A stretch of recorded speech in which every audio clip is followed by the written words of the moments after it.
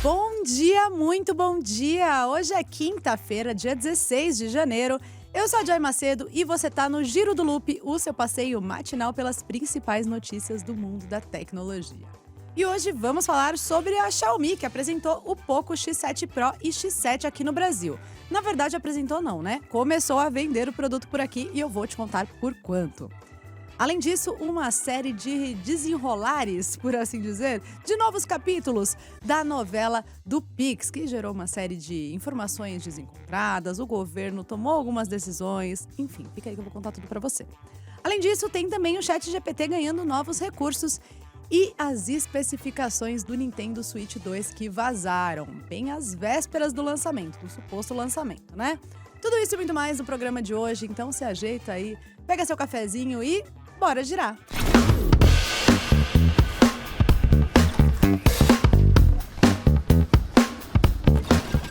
Nesta semana, a Xiaomi confirmou que o Poco X7 e o Poco X7 Pro chegaram ao Brasil.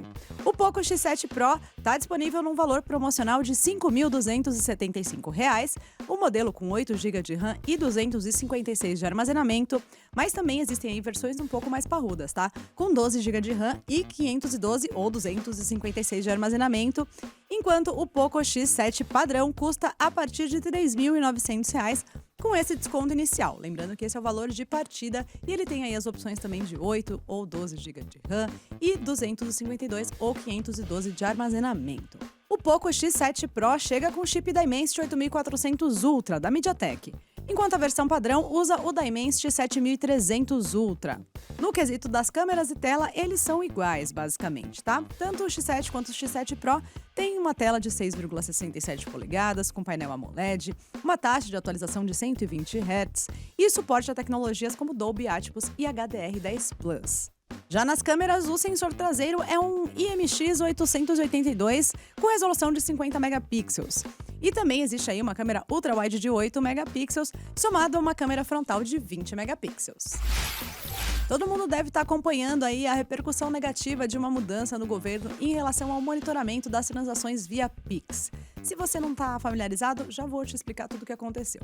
Mas a novidade da vez é que ontem mesmo o secretário da Receita Federal, o Robson Barreirinhas, afirmou que o governo vai revogar o ato que gerou tanto burburinho por ter ampliado as normas de fiscalização sobre as operações financeiras realizadas pelos contribuintes brasileiros. Essa medida começou a valer no comecinho do ano e incluiu o recebimento de informações do que está sendo chamado de instituições de pagamento, que fazem aí várias transferências, mas não ofertam empréstimos, como os bancos, por exemplo.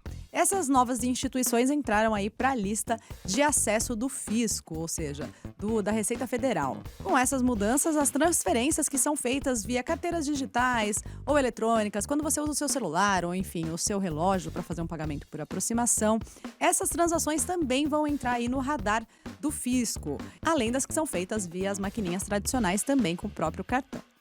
Só que o assunto deu muito o que falar e aí, como eu disse para vocês, o governo resolveu revogar esse ato. Ainda durante o anúncio da revogação, o ministro da Fazenda, Fernando Haddad, afirmou que o governo vai editar uma medida provisória que vai garantir a não taxação do Pix. Trago aspas do ministro. A MP, que é a medida provisória, garante a não tributação do Pix. É para evitar judicialização e mentiras que a Receita Federal está tomando a atitude de revogar. Só que se você acha que parou por aí, não. Durante o anúncio de ontem tivemos outras novidades também divulgadas pelo ministro Fernando Haddad.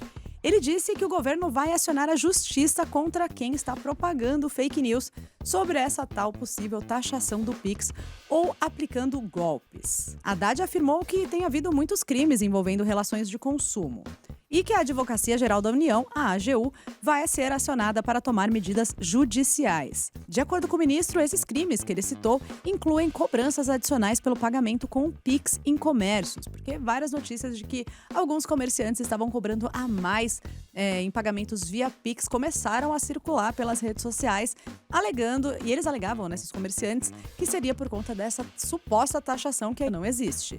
Trago aspas do ministro novamente. A AGU foi envolvida para tomar providências judiciais contra os golpistas. Quem está divulgando fake news está patrocinando organizações criminosas no país, que estão atuando, mandando boleto para a casa das pessoas, cobrando a mais indevidamente, dizendo que estão sendo taxados. Além desses supostos comerciantes que estariam cobrando a mais aí no Pix, existem algumas confirmações de golpes, incluindo uma das mensagens falsas que foram divulgadas que usava uma foto de perfil imitando o logo da Receita Federal. E o texto dessa mensagem dizia que a pessoa que estava recebendo a mensagem foi taxada por usar mais de R$ 5.000 de Pix no mês e que ela precisaria pagar R$ 845 para evitar o bloqueio do CPF. Já fica aqui o aviso que isso é golpe, tá, galera? Como eu comecei a explicar para vocês ali na outra notícia, no dia 3 de janeiro, bem no comecinho do ano, a Receita Federal informou que passou a contar com novos instrumentos para fiscalizar as transações financeiras realizadas por todos nós contribuintes.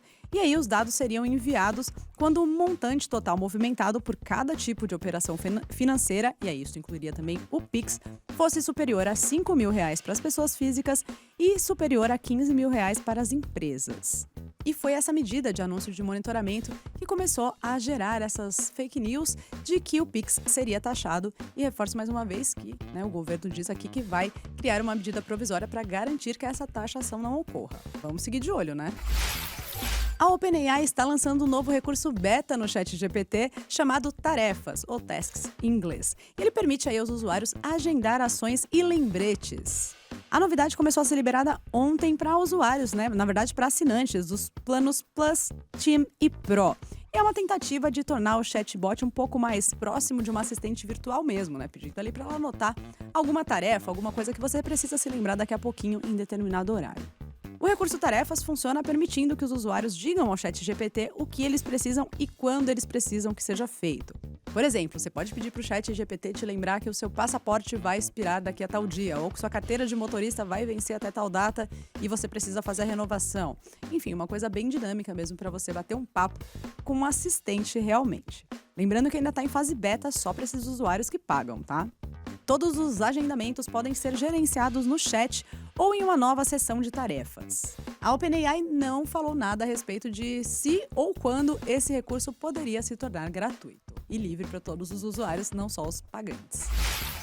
Muitos rumores indicam que devemos conhecer finalmente o novo Nintendo Switch 2, suposto Nintendo Switch 2, entre hoje e amanhã. Mas ainda assim, vazamentos estão acontecendo e a bola da vez são as especificações técnicas que impressionaram, inclusive, tá? Porque elas mostram um salto abismal, gigantesco, de especificações técnicas em relação ao modelo anterior. Em uma publicação no fórum Famiboards, uma lista cheia de detalhes técnicos surgiu especificando diversos componentes que podem fazer parte do Nintendo Switch 2.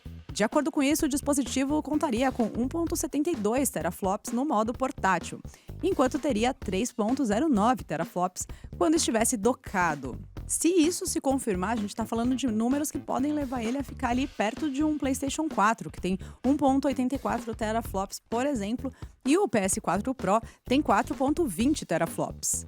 Só que no caso do Switch parece que ele teria mais memória RAM, sendo 12 GB contra 8 do PS4. Isso tudo de acordo com rumores, nada revelado, nada confirmado ainda, tá, gente? Vamos ter que esperar mais um pouquinho. Mas estamos de olho porque é bem interessante, a gente tem falado muito sobre isso por aqui, né? Lembrando que o leaker Nate the Hate disse o seguinte recentemente: posso compartilhar com vocês que o Nintendo Switch 2 será revelado na próxima semana, nesta semana no caso. Disseram-me que o Nintendo Switch 2 será revelado na quinta-feira, dia 16 de janeiro. Então fica de olho que se tiver alguma novidade, amanhã você já vê todos os detalhes aqui no Giro.